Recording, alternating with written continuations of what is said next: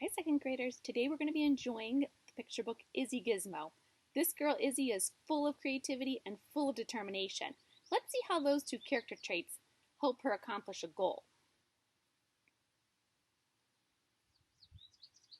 Izzy Gizmo, written by Pip Jones, illustrated by Sarah Ogilvie. Izzy Gizmo, a girl who loved to invent, carried her tool bag wherever she went, in case she discovered a thing to be mended or a gadget to tweak to make it more splendid. But the trouble with things that have dials and switches is they don't always work, they have certain glitches. The T-Madoo, for instance, did such a fine job till popped out a piston and dropped a knob. Then the swirly Spagonic for eating spaghetti turned Grandpa's wallpaper into confetti.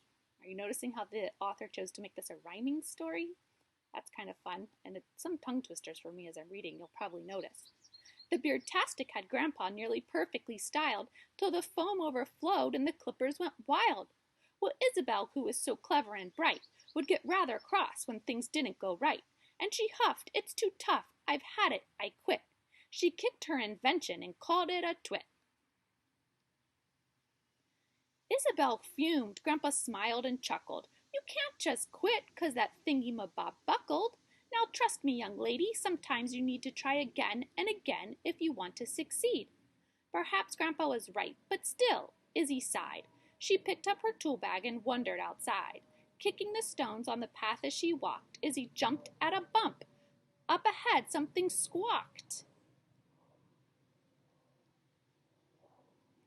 From the clouds a poor crow had taken a tumble and landed kapoof in a feathery jumble. Izzy ran to the vet, but he just shook his head. "His wing is too broken to fix," said the doc. "Perhaps take him home, and there you could try to teach him to live as a crow who can't fly." Do you think Izzy's going to go for that idea? Day after day, Izzy thought she had found something fun for her crow to do on the ground, like digging for worms and racing fat slugs, hopscotch and hoopla, and searching for bugs. But the heartbroken crow simply gazed at the sky as the other birds sang and flew happily by. One night with the crow in the folds of her sweater, Izzy sighed, "Oh, I wish I could make him feel better. I've tried, he won't play, he won't drink, he won't eat." She was so very close to admitting defeat. Grandpa said, "Izzy, don't give up on him now. I know you can do it. Just work out how." Then Grandpa passed Izzy her gadgety things, and she knew what to do. "I'll invent some new wings." Izzy piled up her books and she started to read. Then she made a long list of the things she would need. She searched for some batteries and old electronics, dismantled a mixer and the swirly Spigsonic. The crow watched entranced, and he held Izzy's drill, while she bent, bashed, and battered, and walloped until... Ta-da! Izzy fastened the wings with a strap, but they hummed and they twitched, far too heavy to flap. "Oh!" Izzy yelled. "I'm no good at succeeding," the crow softly called, his beady eyes pleading. "What now?" Izzy cried. "Try again," Grandpa said. "Okay, follow me," and with that off she sped. Izzy dove in a pond where she borrowed a pump. Then she took an engine, two sprockets, a sump. Izzy fastened the wings. They were light, they were curvy, but the wings were wrong shape, turned the crow topsy-turvy. "I give up," Izzy yelled with a furious frown. The crow sadly called as he hung upside down.